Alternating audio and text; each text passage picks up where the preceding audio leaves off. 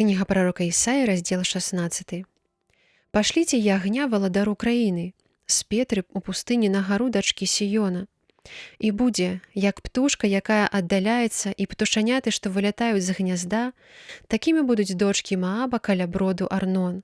Дай раду, разваж, пакладі цень твой апоўдні, як бы ноччу, схавай выгнаннікаў, не выдай вандроўнікаў. Хай абжывуцца ў цябе выгнаннікі Мааба, будь ім сховішчам перад спусташальнікам, бо скончыўся прыгнятальнік, спыніўся грабеж, знік прыцясняльнік з краю.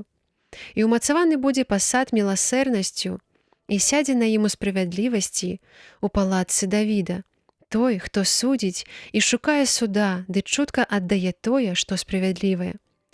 Чулі мы пра пыхлівасць Мааба, што надта напышлівы, пра ганарыстасць яго, нахабства яго ды злоснасць яго, ды пра выхваленні яго незаслужаныя. Таму залямантуюць маабцы дзеля Мааба, усе залямантуюць, над пірагамі Кірхарэса заплачуць утрапёныя. Бо апусцілі нівы Хесібона і вінаграднікі Сабамы. Гаспадароў паганаў вынішчылі іх вінаградныя гронкі.